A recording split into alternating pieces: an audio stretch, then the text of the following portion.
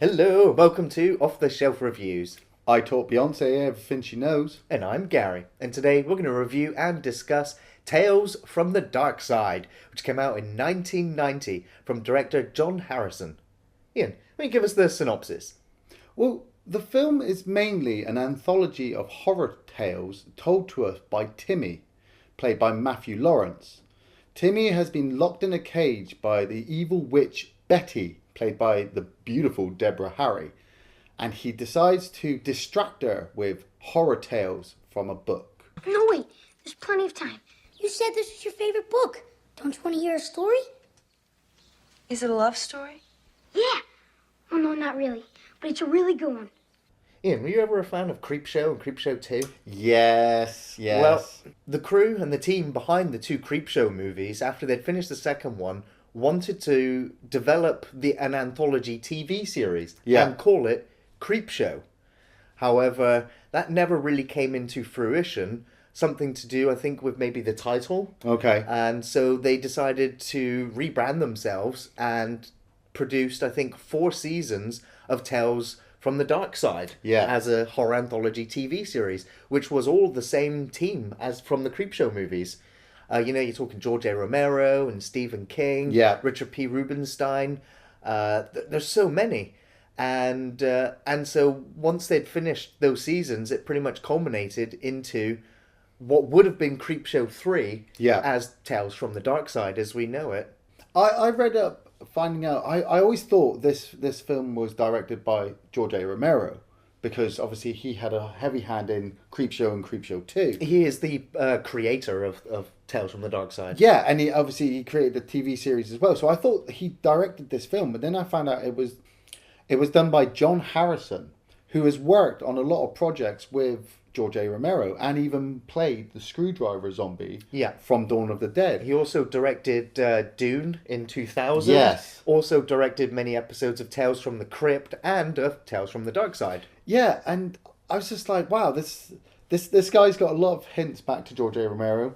And I've always remembered George A. Romero as the Dead trilogy director. Now I get the bonus of the Creepshow stuff as well. That's absolutely brilliant. Love Creepshow 1, love Creepshow 2.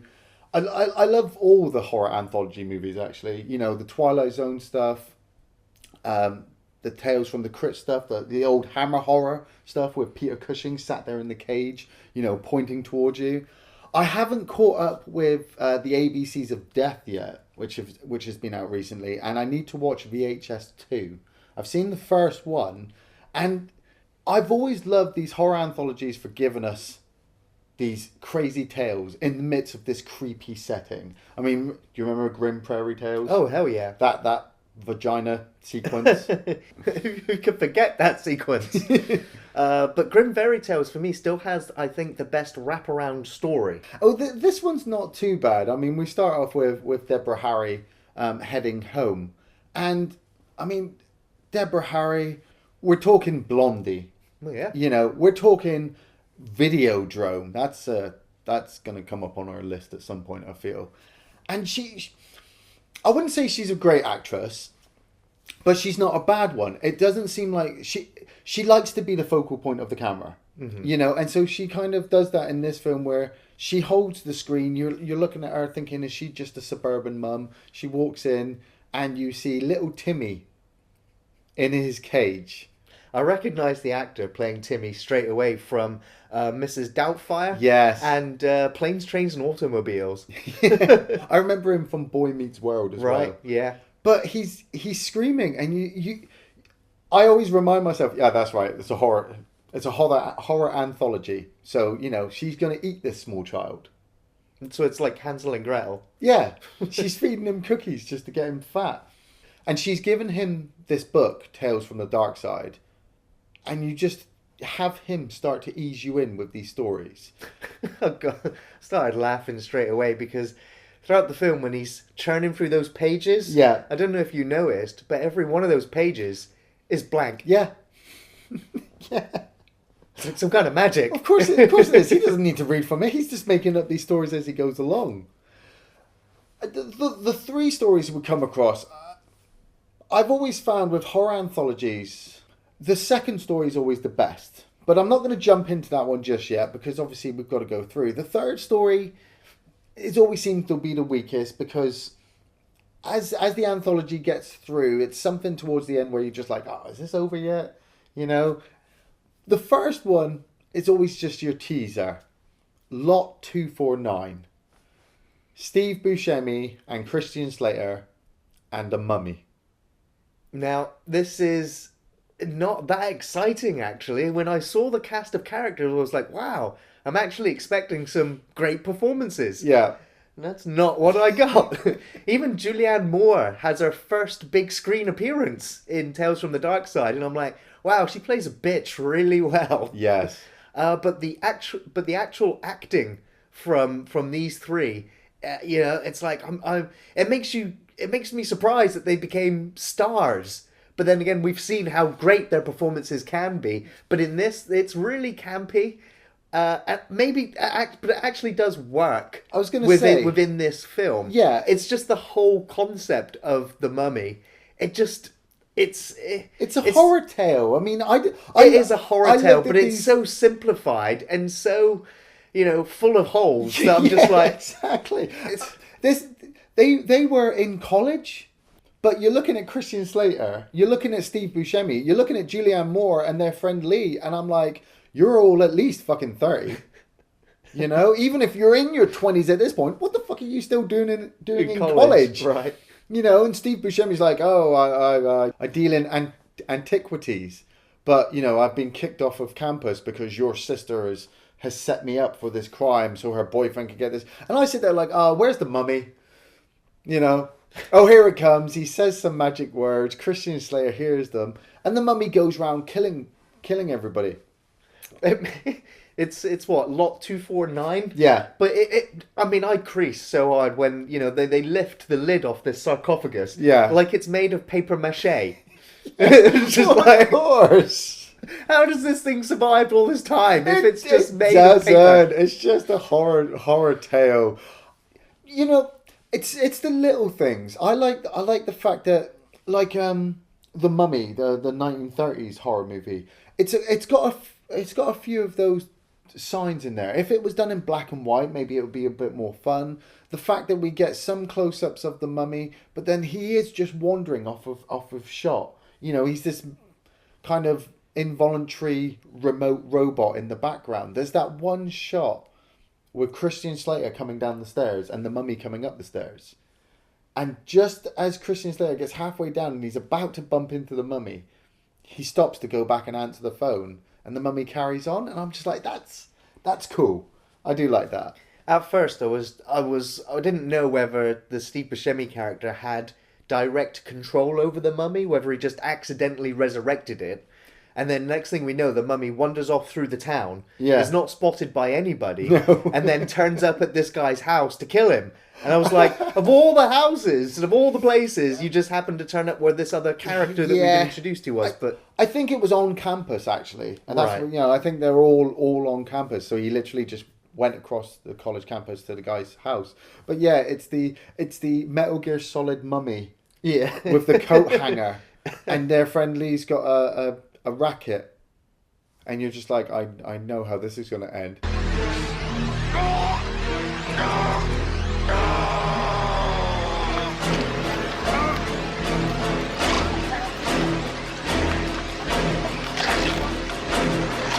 Kind of a cool gore effect, shoving the coat hanger up the nose. Well, you don't see it. You hear the sound effects. Yeah. It's all suggested after we had the explanation earlier.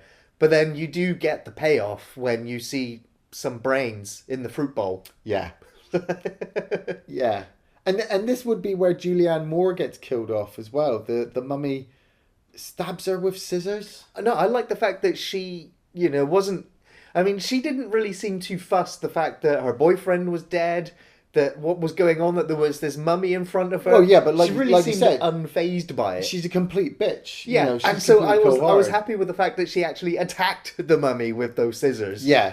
Before, she got overpowered and killed. Stuffed with flowers.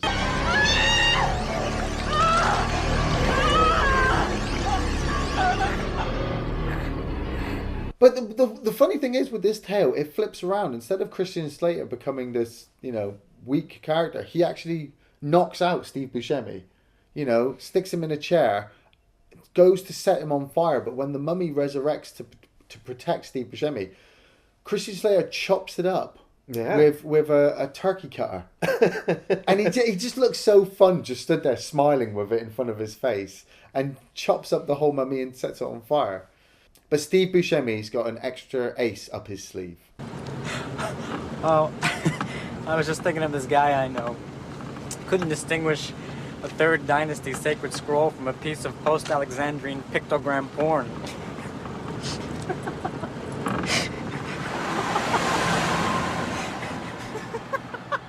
So yeah, that was, lot 249. Yeah. Steve Buscemi has escaped with a resurrection scroll come the end. And everyone else is dead.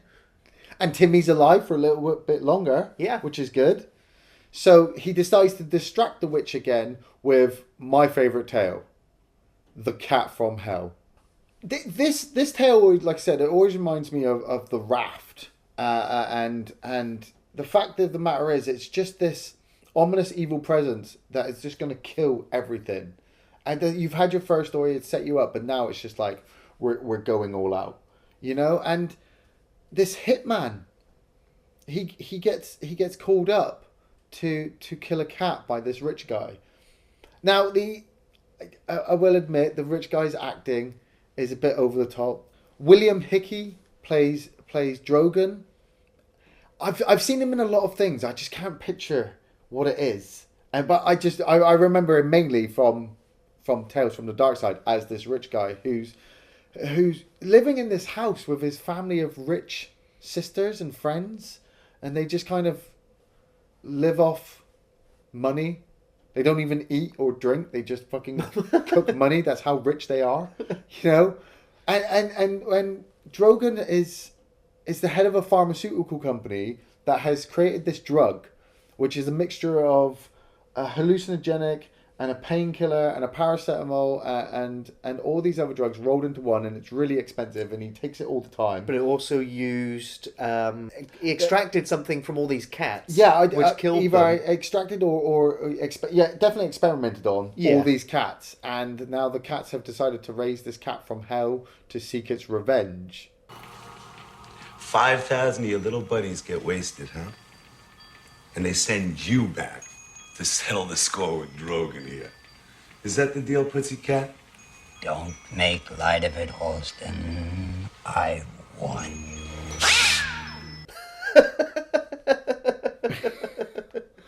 And it turns up at the house. And we're being told this through a flashback because Drogon is telling it to Houston, played by David Johansen. And you're kind of just sat there like Houston, kind of just looking at him like, really? I mean, I've dealt with some vicious cats in the past, we've all been scratched and bitten, but to an extent of being killed by a cat, no. Well, mate, seriously, I mean, have you ever seen the Uninvited with that mutant cat? I've seen Sleepwalkers. The general from Catside, now he's a nice cat. Yeah. But you want to avoid this one cat because it's I don't know if it even tries. Sometimes it makes it look like accidents. It trips the woman up on the stairs and she falls down this massive flight of stairs and breaks her neck. But it kind of looked accidental. Oh, yeah. Well, the cat literally walked right in front of her feet, which cats prone to doing all the time. Prone to do, yeah. But it's the next sequence where the sister's friend is killed, when she's laying in her bed, and the cat comes into the room, and it puts his paw on her mouth, which is telling you that it's suffocating her. But it's then when the cat wraps itself completely like a face hugger around her face as she's screaming and panicking and suffocating. It's brilliant.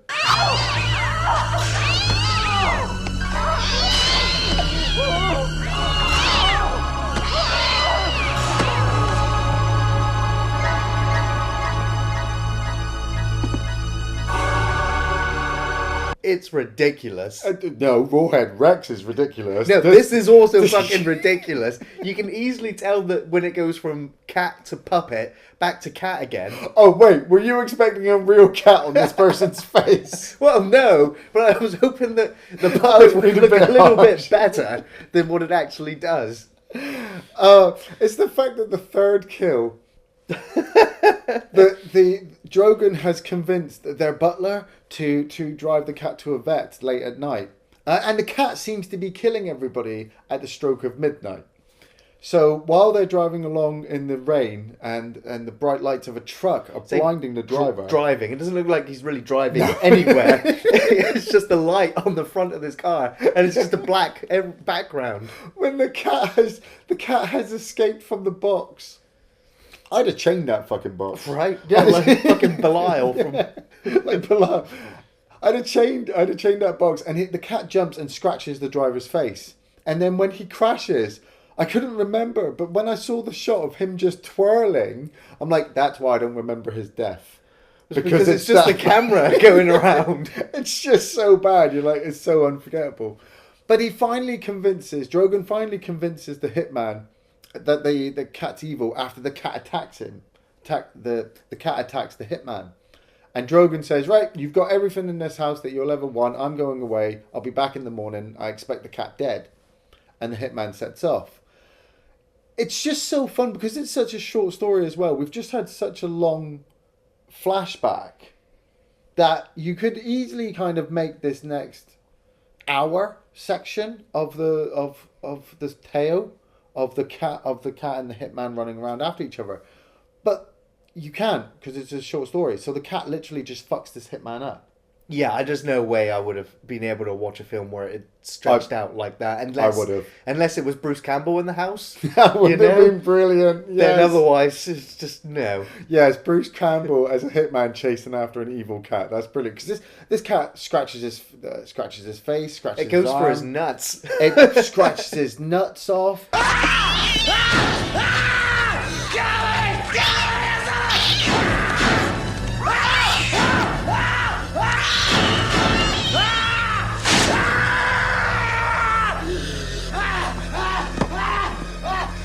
He tries to blow it away and the bullets seem to go round it. I think he missed, but it does generally look like the bullet went round the cat and hit a TV. And finally, the cat launches itself down the hitman's throat.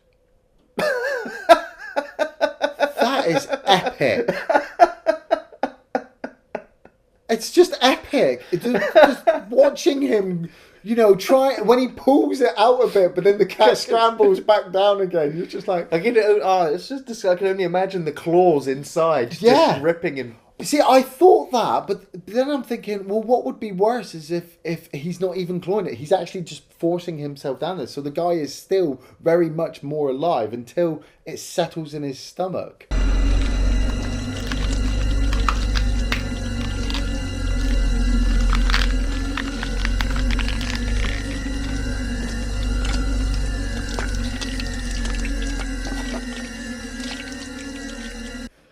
Finally, Drogon turns up the next morning, and in a strange turn of events, the hitman has shot the clock at 11:59, and as Drogon comes in, the clock strikes midnight, and the cat makes its escape. It re-emerges right back out of his mouth again, and I was like, is that puppet? No, wait, that's the real cat right there. And of course, this causes Drogon to have a heart attack. Yeah. There's a small amount of continuity here where the pills and the bottle that he's dropped are completely rearranged. Right. But it's the fact that after Drogon dies, he blinks just before it cuts out. I was like... I didn't see that. Yeah. Oh, cool. Timmy has managed to distract Betty for a little while longer, and just before she's about to stick him in the oven, he tells her the last tale. Now, this tale, I've always thought it's the weakest one. It's not as eye-catching as Cat from Hell, and it just seems like, obviously, with it being at the end of the anthology, it's just like, right, we just need to wrap it up. No, I literally think they saved the best one till last. Really? Yeah, I enjoyed this third story more than the other two. The other two just seemed a little bit over the top, silly, creative and inventive, but just not very scary, not very thought provoking. It's like, right, killer cat, killer mummy. Right. This last tale it's just a little bit too predictable for me. Oh yeah, it was for me too. You have James Remar playing Preston, who's a failing artist, and after his agent has fired him, he decides to sit at a bar and get plastered. When he decides to leave in the morning with the bartender is fucking eviscerated in front of him. And decapitated. Yeah. And a gargoyle drops down. Never tell anyone how I look. Never repeat what I have said. A promise. Forever. You gotta be kidding. I promise. Cross your heart. And tells him to make a promise. That gargoyle looked really cool. I was really amazed at how good it looked. I wondered how you'd go with that, because I sat there and, like I said, I've seen this before, seen it many times. The gargoyle looks outdated now. Rubber suit, but I still really liked it. It had a lot of expressions. The lips were moving, the eyes were moving. It does have that. It felt more lifelike than a lot of CGI stuff where you just go, you can tell it's not there. Yeah, well, that's it. I mean, this looked like it had a lot of effort put into it to make it look horrifying, but maybe I wanted to see more of it. That's it. But the fact we're talking about a rubber suit here, yeah, a guy in a suit. The more you see, even the wings more, were impressive. The wings were impressive, and the way it gave off this whole presence, like it the voice being around for a long time to Preston, making him make this promise, and Preston runs off, and hides in a doorway, and a beautiful woman comes walking down, played by Ray Dawn Chong. I recognise her from Commando. Yes, that's what I remembered her from too. And he grabs her, and she thinks something funny's going on, but he tells her, look, you're not safe here. There's a lot of weirdos, and he takes her home. And the reason why I find it the weakest is the fact that, spoilers, Carola, the girl who over time makes her way into Preston's life and makes his life better. He becomes a successful artist. Well, yeah, she explains that, I have a friend of a friend who runs this art gallery, the biggest one in town. Yeah. And don't worry, I'll just get all of your artwork in there, and you'll be huge. Let's have sex. Yeah, I was like, this is all in the same night. That's it. The police aren't even chasing him, with the fact that the barman had his fucking head ripped off outside the bar. Preston's friend comes up and says, look, you know something, what's going on? And Preston's like, nope. And he's basically being tormented by all these different ideas. But Carola is there, and he is gaining everything he's ever wanted. Up until 10 years later, which, like I said, kind of ruins it for me, because it's already a short story, and now we've just time jumped 10 years. And Preston and Carola are rich, he's successful, they have 2 children, he has his agent back, he has everything he ever wants. But he's still tormented by what happened that night. And so he decides to tell her what had happened that evening that they met, because he believes that his love for her is undying and she needs to know everything. But it turns out that Carola, in a shock twist, is the gargoyle. You promised you'd never tell!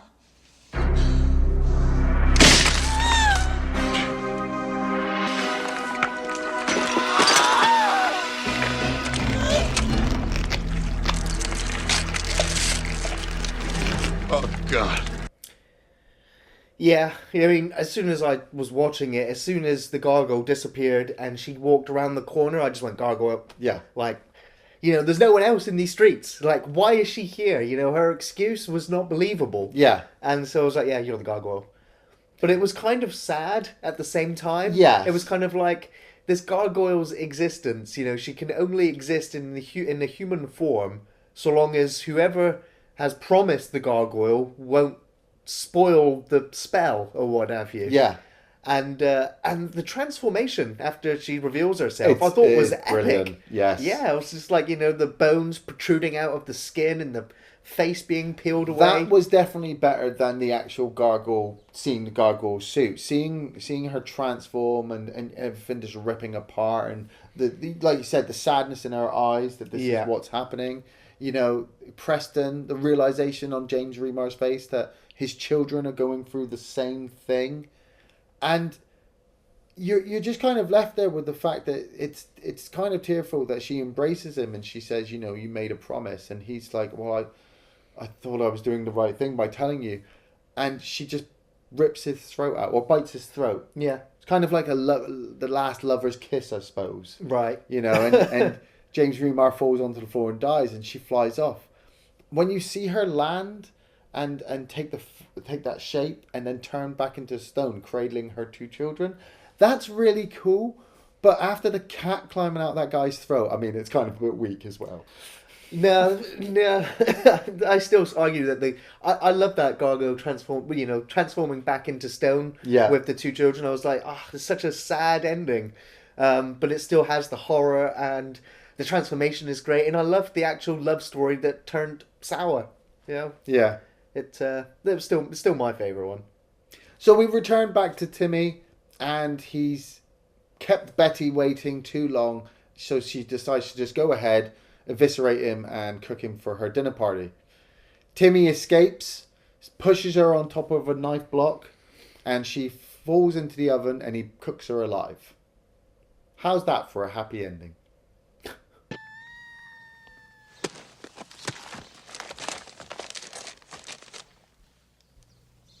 Just love happy endings. That kind of killed it. Like when he's there eating his cookie, looking at the screen, delivering that line, I was just like, oh. Yeah, but that's the way the cookie crumbles, Gary. Oh, it's even worse, Ian. It's even worse. There are so many memorable moments in each of the 3 films. Like I said, if I had to choose a favourite, it would be Lover's Vow. Yeah. It would be my favourite of the 3 stories. I guess if I had to choose a favourite scene out of all 3 films, it would be the Gargoyle transformation sequence. Nice. Yeah. Nice. I love this film. The part in Lot 249 where the guy's, I think he's asleep and he's watching Dawn of the Dead. Right, yeah. Just having Dawn of the Dead there in the background. And the fact that I'm pretty sure it's the scene where the screwdriver zombie John Harrison is about to get killed. Yeah. That's playing. I think Martin, the film, another George Romero film, is also playing at one point in one of the films. I love the whole mummy sequence in Lot 249 because, like I said, it's just old school 1930s black and white horror with its stumbling around, the brain pulling, Christian Slater cheesy 80s, 90s, Julianne Moore as well. The fucking cat.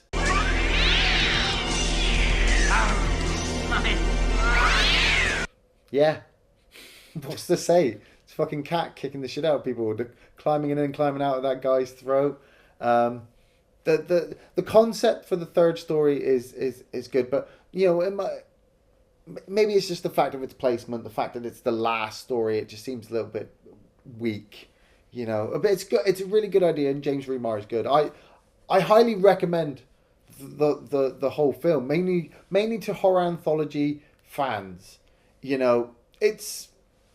There's not really any other time you can watch this apart from late at night in the dark, right? Or Halloween. You couldn't put this on, I don't know, 2:00 in the afternoon on a Sunday while you've sat there with your family. That'd just be weird. But you could watch the TV series, right? It goes straight up there with the Twilight Zone, John Carpenter's Body Bags, the ABCs of Death, VHS, Tales from the Crypt. You know what I'm talking about. For sure, yeah. It's the same. I can only recommend this to horror fans. As a general going audience, you'd probably just skip this one. If you know that you need to watch this. Yeah. If you've watched this review and you've never heard of this one because you've heard of maybe Creepshow or some of the others. There are a lot of anthology movies out there, and it's almost like a genre of itself. Yes. I would go and watch anthology movies just because sometimes you just want short stories. That and then you can just jump right into the next one and have a morality tale, yeah, or see a cool practical effect or a gore effect and move on. because each one's, 20 odd minutes? Yeah. So, it's nothing to get really invested in. I would recommend this film for the special effects, the practical effects for the mummy, for the cat kills, and for the gargoyle, and the gore and the transformation. The special effects are really good. I think they were done by Dick Smith, who had worked on films like Death Becomes Her, Scanners, The Exorcist, so it was, some great practical effects, really well done. The acting, pretty weak across the board. It's nothing so bad that you can be like, oh my God, this acting's so bad, turn it off. Yeah. It's great that they're recognizable faces. It's so good to see actors that have gone to become huge celebrities in their early careers. The music is, it's adequate. The writing and direction is appropriate for anthology horror. And I would say this is probably one of the better ones. I think I preferred this one to the two Creepshow films. No, The Raft is still... Yeah, the Raft story is still the most frightening. Yeah. Yeah. That's my master's thesis. What are you doing? Well, I'm going to start a little fire under your chair and roast your nuts. Thanks for watching Off the Shelf Reviews.